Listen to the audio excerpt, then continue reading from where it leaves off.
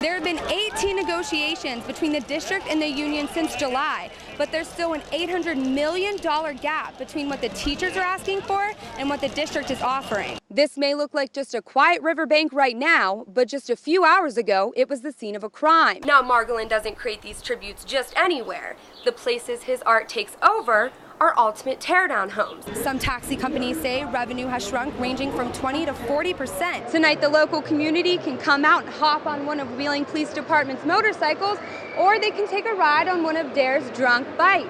This is all part of National Night Out. Tech companies say that Los Angeles is one of the top tech ecosystems in the world. That's why startup company AIO Robotics, that prints 3D objects, came to grow their team here in Los Angeles.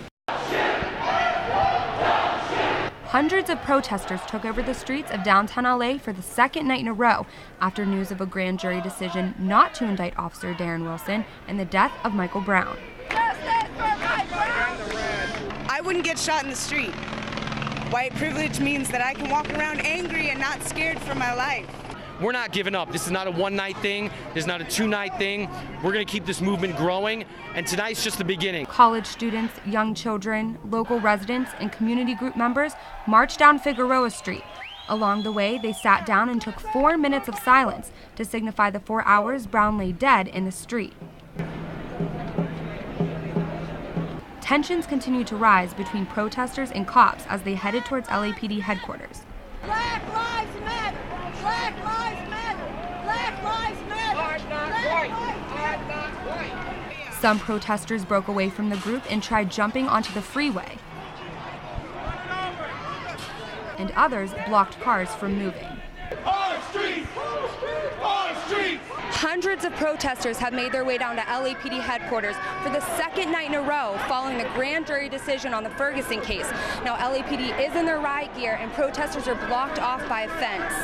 Fight back! Fight back! Fight back! There's so much rage. The system is not working, so what other way is there? And right now, a lot of people are taking to the streets because that's the only way they could show that, you know, we're out here in numbers and we're mobilizing. The barricade only lasted a few hours before protesters ripped it open.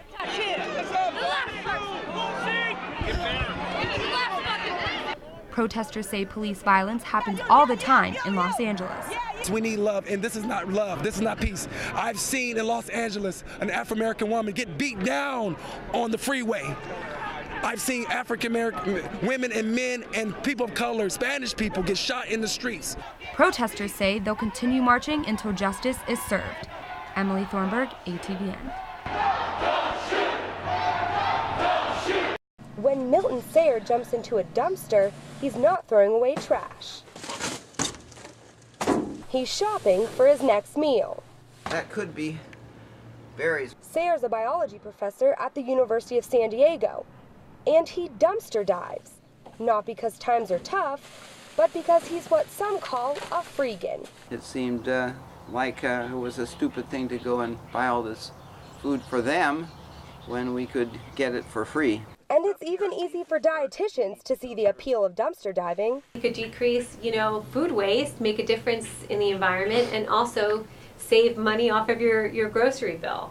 A freegan reduces waste by searching dumpsters for edible food instead of buying it at a store. We are undoubtedly the most wasteful civilization. Every Sunday morning, Sayer gets ready to head down to the local Trader Joe's and Ralph's. And instead of his wallet, he grabs his cardboard boxes to fill up with all his dumpster treasures. Sayer's been diving for 35 years and said he used to get nervous just jumping right in. The people at the stores told me that they would prefer that I go early in the morning or late at night so that I don't interrupt their activities. And Sayer's only stops are supermarket dumpsters because the bags are overflowing with food. Blackberries and pesto. It was obvious soon that they threw away a lot of stuff that was good for people. And by good stuff, Sayer's not just talking about food. My wife always likes flowers.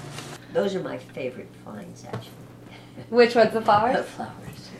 After throwing the best stuff in his cardboard grocery box, all right, the job is done. Sayer heads home to pick through his findings.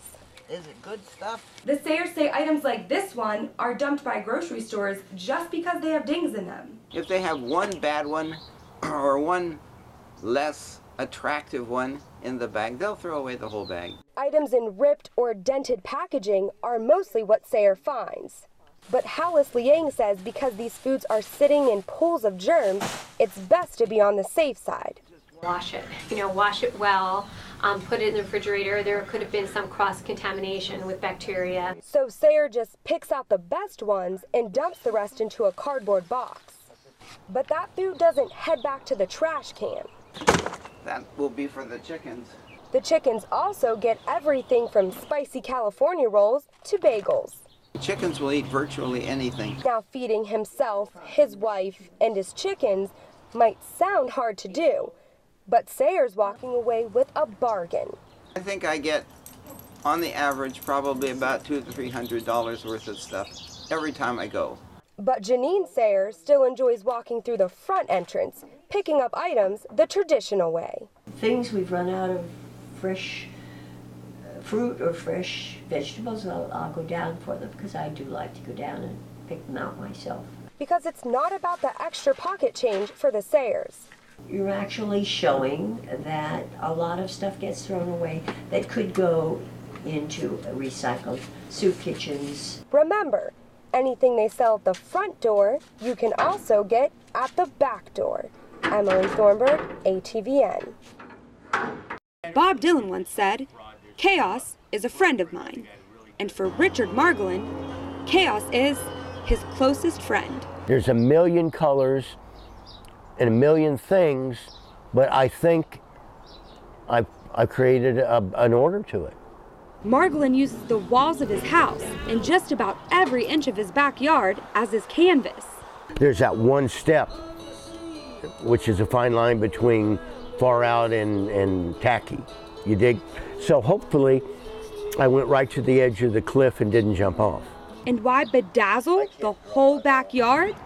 Because it's Margolin's way of paying tribute to rock and roll music.